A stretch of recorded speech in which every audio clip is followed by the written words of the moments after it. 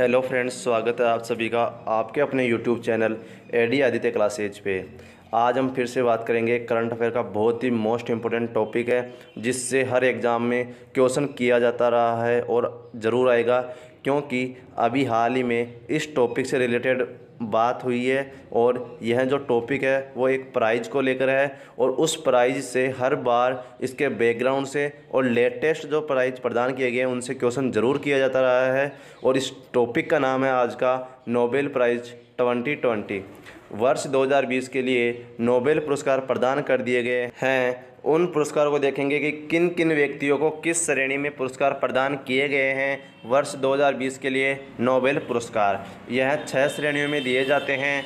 उन सभी श्रेणियों पे हम बात करेंगे कि किस श्रेणी में किस व्यक्ति को दिया गया है और इसका इतिहास क्या रहा है। जो भी मोस्ट इम्पोर्टेंट बातें हैं इससे रिलेटेड उन सभी पे हम बात करेंगे। और नोबेल प्राइज़ एक ऐसा टॉपिक है जिससे हर एग्ज़ाम में क्वेश्चन ज़रूर किया जाता है। वर्ष में एक बार प्रदान किए जाते हैं और हाल ही में इनकी घोषणा हो गई है। वर्ष 2020 के लिए जो भी सबसे अच्छा काम करता है उन व्यक्तियों को जो नोबेल कमेटी है वो चुनाव करती है, फिर उनको यह जो नोबेल प्राइज़ है वो दिए जाते हैं। तो हम देखेंगे कि इस बार नोबेल कमेटी ने किन व्यक्तियों को इसके लिए सर्वश्रेष्ठ समझा है और उनको इस पुरस्कार के लिए चुना है। आइए सबसे पहले बात करते हैं नोबेल प्राइज़ की शुरुआत कब होती है। नोबेल प्राइज़ की शुरुआत की जाती है वर्ष 1901 में।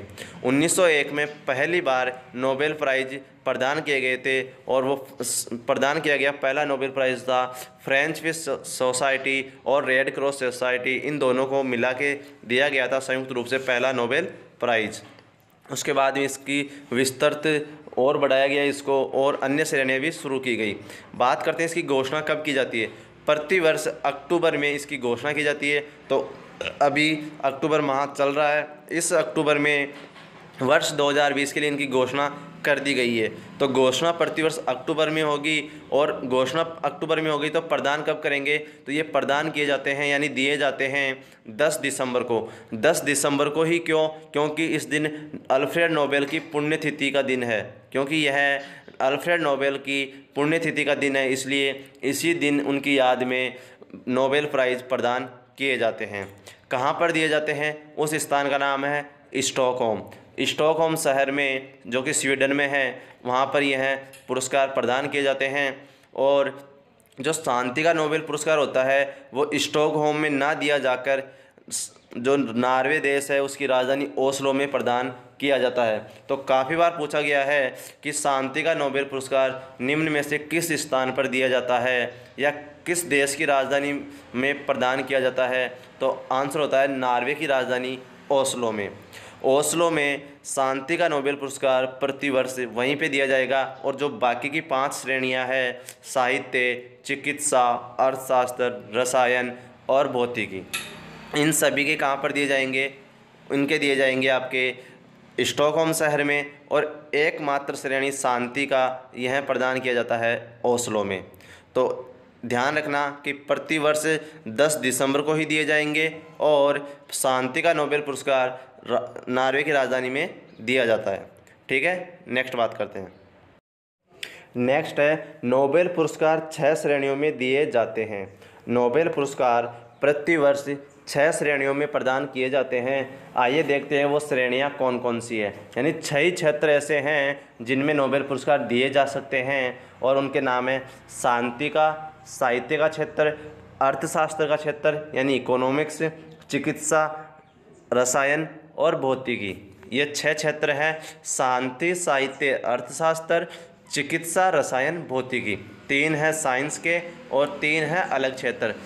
प्रतिवर्ष जिसने शांति के लिए सबसे अच्छा काम किया है विश्व के अंदर, उस व्यक्ति को शांति का दिया जाएगा।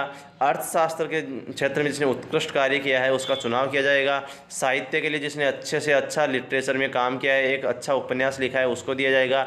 चिकित्सा, रसायन और भौतिकी में जिसने अच्छी खोज करी है उनको यह पुरस्कार प्रदान किया जाता है। ठीक है, तो 6 श्रेणियाँ होती हैं, इनको ध्यान में रखना कि कौन कौन सी श्रेणी में दिए जाते हैं। बात करें, अल्फ्रेड नोबेल ने डायनामाइट की खोज की थी। जो खुद अल्फ्रेड नोबेल थे, जिनका जन्म हुआ था 1833 में स्वीडन में, उन्होंने 1865 में डायनामाइट की खोज की थी। तो एग्ज़ाम में काफ़ी बार पूछा गया है कि डायनामाइट की खोज करने वाले कौन है? Alfred Nobel. ठीक है। प्रथम भारतीय नोबेल विजेता रविंद्रनाथ टैगोर है। अगर बात करें भारतीय विजेताओं की, तो उसमें सबसे पहला नाम आता है गुरुदेव रविंद्रनाथ टैगोर। गुरुदेव रविंद्रनाथ टैगोर को 1913 में ही नोबेल पुरस्कार मिल चुका है, और वह श्रेणी थी साहित्य की, क्योंकि वो लेखन का कार्य करते थे, अच्छे वक्ता थे। तो रविंद्रनाथ टैगोर को 1913 में ही साहित्य का नोबेल पुरस्कार प्रदान किया जा चुका है। और उस कृति का नाम क्या है? गीतांजलि। गीतांजलि एक पुस्तक है, साहित्य है, किसका? गुरुदेव रविंद्रनाथ टैगोर का। उसी के लिए इनको फिर 1913 का साहित्य का नोबेल पुरस्कार प्रदान किया जाता है। तो ये इम्पोर्टेंट है, काफ़ी बार पूछा गया है कि प्रथम भारतीय नोबेल विजेता रविंद्रनाथ टैगोर कब मिला? 1913 में, यानी कि 1913 में। किस श्रेणी के लिए दिया गया? साहित्य की श्रेणी के लिए। उनकी कृति कौन सी थी? तो उनकी कृति का नाम है गीतांजलि। 2014 में अगर लेटेस्ट पूछे, तो लेटेस्ट में 2014 में कैलाश सत्यार्थी को शांति का नोबेल पुरस्कार मिला था। 2014 में कैलाश सत्यार्थी को शांति का नोबेल पुरस्कार दिया गया था, और वो संयुक्त विजेता थे पाकिस्तान की मलाला यूसुफजई के साथ। पाकिस्तान की मलाला यूसुफजई के साथ संयुक्त विजेता थे शांति के नोबेल पुरस्कार के भारत के कैलाश सत्यार्थी। और जो मलाला यूसुफजई है, पाकिस्तान की मात्र 17 साल की एक लड़की थी, उसके ऊपर तालिबान ने गोली चला दी थी। क्यों? क्योंकि वह शिक्षा ग्रहण करना चाहती थी और तालिबान उसको रोक रहा था। फिर वह अपनी लड़ाई जारी रखती है, उसके सिर में गोली मार दी जाती है, उसका इलाज किया जाता है, वो बच जाती है, और फिर उसको शांति का नोबेल पुरस्कार भी दिया जाता है। तो सबसे युवा विजेता कौन है? तो उसका नाम है मलाला यूसुफजई। कहाँ की? पाकिस्तान की। उम्र 17 साल कुछ दिन। ठीक है। आइए अब नेक्स्ट बात करते हैं। अब हम देखेंगे कि 2020 में विभिन्न श्रेणियों में किन व्यक्तियों को नोबेल पुरस्कार प्रदान किए गए हैं। प्रदान नहीं किए अभी, केवल उनको घोषणा की गई है, लेकिन उन्हीं को दिए जाएंगे। तो देखते हैं कि वो व्यक्ति कौन है जिनको इस बार किस श्रेणी में पुरस्कार दिया जाएगा। देखिए, सबसे पहले एक बात बता दूं आपको कि जो नोबेल पुरस्कार है, एक वर्ष में एक क्षेत्र में अधिकतम 3 व्यक्तियों को ही दिया जा सकता है। इसका मतलब क्या हुआ कि जैसे चिकित्सा में 3 व्यक्तियों को इस बार दिया गया है चिकित्सा की श्रेणी में, चौथा व्यक्ति इसमें शामिल नहीं हो सकता, क्योंकि यह रूल है कि जो एक श्रेणी है उसमें केवल 3 व्यक्तियों को ही संयुक्त रूप से विजेता घोषित किया जा सकता है।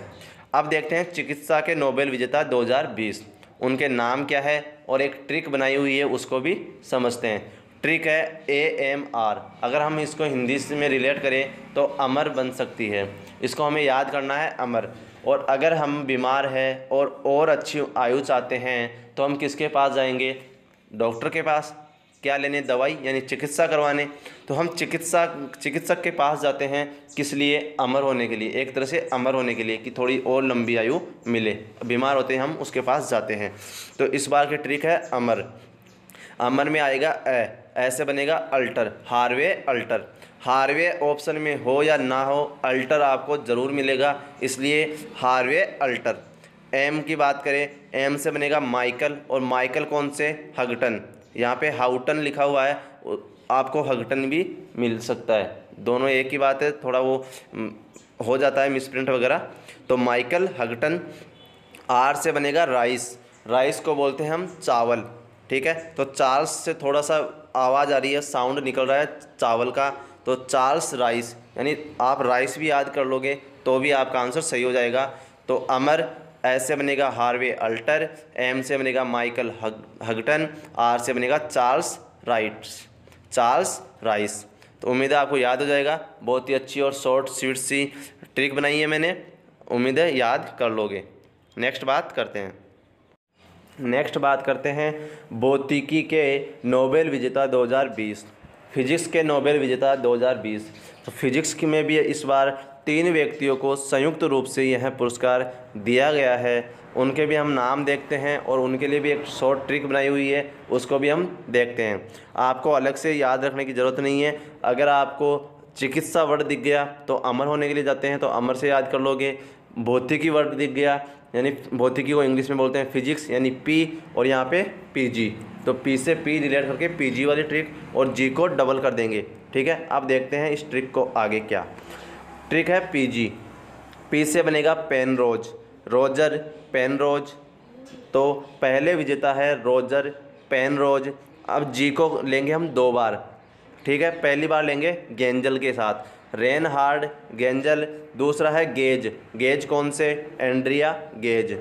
तो पी से बनेगा पेनरोज यानी कि रोजर पेनरोज, एक जी से बनेगा रेनहार्ड गेंजल, और दूसरे जी से बन जाएगा एंड्रिया गेज। यानी आपको अलग से कुछ याद नहीं करना।